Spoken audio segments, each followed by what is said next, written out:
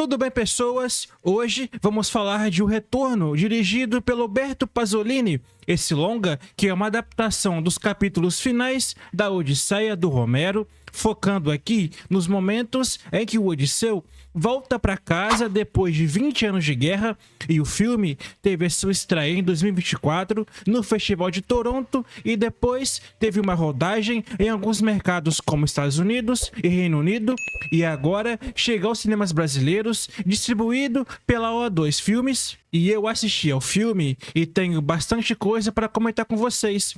E contextualizando, Humberto Pasolini traz aqui uma visão mais intimista e particular da mitologia grega. Diferente de adaptações maiores, esse filme opta por um tom mais humano, ficando muito no drama e ambientado na Grécia Antiga. O orçamento não é daqueles exorbitantes, o que se reflete na simplicidade das cenas, mas isso não é necessariamente ruim.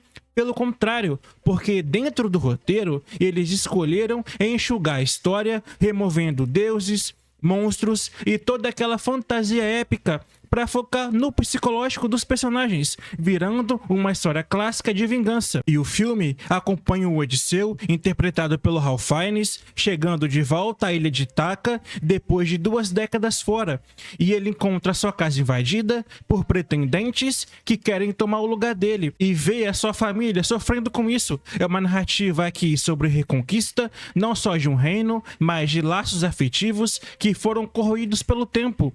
E o que eu gosto aqui é como o filme explora o contraste entre um herói lendário que partiu e um homem muito quebrado quando retorna, mostrando que guerras não acabam quando as batalhas terminam.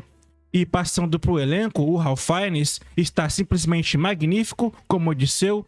Ele traz uma fisicalidade bem impressionante, com um corpo marcado por cicatrizes e que conta uma história de dor, raiva e vários sentimentos traumáticos que criam toda uma aura para o personagem, e ele se segura em silêncios e olhares profundos, transmitindo culpa, dúvida e uma força interior que vai se revelando aos poucos. Não é o Odisseu cheio de truques, mas que tem muita brutalidade e astúcia que a gente imagina de um guerreiro veterano. O Ralph Fiennes domina as cenas completamente, especialmente nas interações mais quietas, onde o peso da ausência de 20 anos é palpável. Você sente junto com o personagem toda a dor dele. Já a Juliette Binoche como Penélope é outro destaque. Ela e o Ralph Fiennes já trabalharam juntos em O Paciente Inglês, e a química deles volta com toda a força aqui.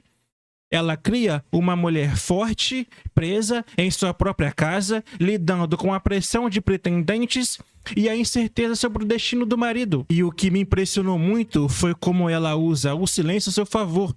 Tem momentos em que só o rosto dela carrega toda a emoção da cena, mostrando desespero, resiliência em uma performance que engrandece o filme, tornando a Penélope não só uma figura passiva esperando, mas uma protagonista realmente ativa, com camadas de dor e estratégia. Eu realmente gostei muito dela aqui. Já o elenco de apoio, na maioria, como os pretendentes da Penélope, são interpretados por atores menos conhecidos e sem peso. Nenhum aqui é abordado profundamente no filme, o que é um defeito, porque no ato final, quando eles precisam mostrar algo a mais, só servem para um descarte mesmo. E a direção do Roberto Pasolini opta aqui por um estilo mais contemplativo dessa história clássica, com muitos takes longos que deixam o espectador absorver o ambiente, que aliás são muito bonitos. E isso funciona bem nas cenas de paisagens, mostrando a beleza árida de Itaca. O diretor vem de uma linhagem de cineastas italianos, e você sente a influência de diretores como Fellini na forma como ele usa o diálogo de forma agressiva. No entanto, eu sinto que ele poderia ter injetado mais energia na sequência de ação. O filme é muito mais sobre o que a gente não vê propriamente dito nesse passado de guerra do Odisseu e nesse longo período de espera da Penélope. A fotografia, como eu disse, é belíssima, com bastante iluminação natural que evoca a Grécia Antiga, e tem cenas na praia com o mar batendo nas rochas, que transmite um sentimento de solidão. É como se o visual estivesse contando uma parte da história, reforçando o tema do retorno não só físico, mas emocional. E a câmera aqui é bem mais intimista, gente, como todo o resto do filme, focando muito na humanidade dessa obra histórica. E tem um caso curioso, é que o Christopher Nolan tenha decidido fazer o seu filme da Odisseia depois de ter visto esse daqui.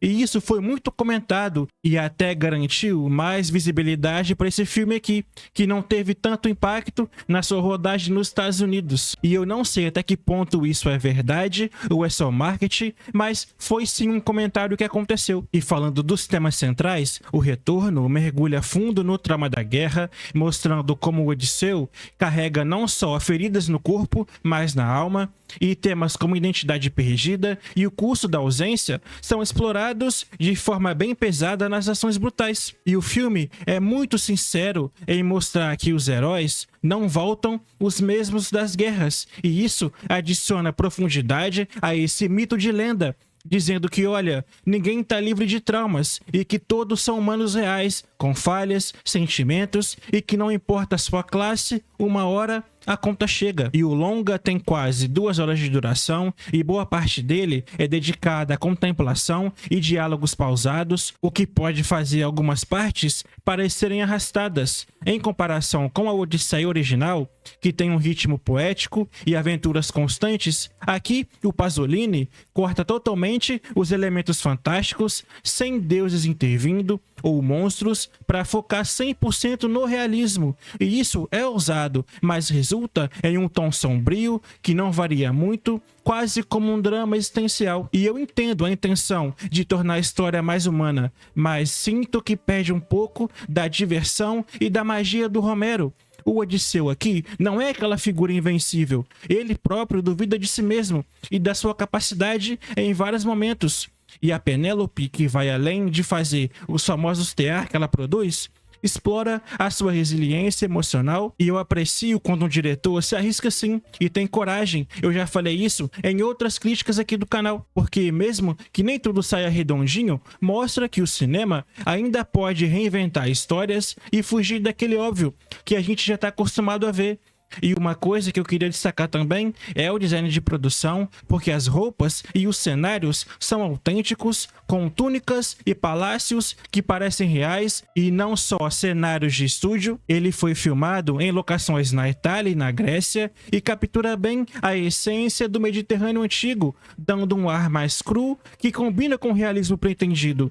Para mim, esses detalhes técnicos elevam o longa de um drama comum para algo bem mais artístico. E tem momentos aqui bem emocionantes, gente. E é onde a performance do Ralph Fiennes, principalmente, brilha, criando uma conexão com o público.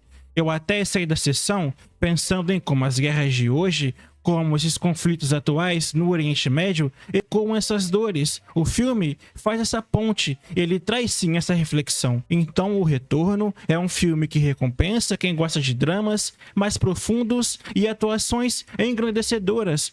E apesar do seu ritmo mais lento e a ausência de elementos místicos que podem afastar quem busca esse tipo de abordagem, eu acredito sim que seja uma adaptação que respeita o original e ao mesmo tempo que atualiza, e isso é bastante raro no cinema atual.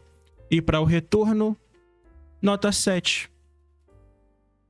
Eu tô bastante curioso para saber qual vai ser a repercussão desse filme aqui no Brasil, já que em outros mercados ele não teve tanta visibilidade. Beleza, pessoal?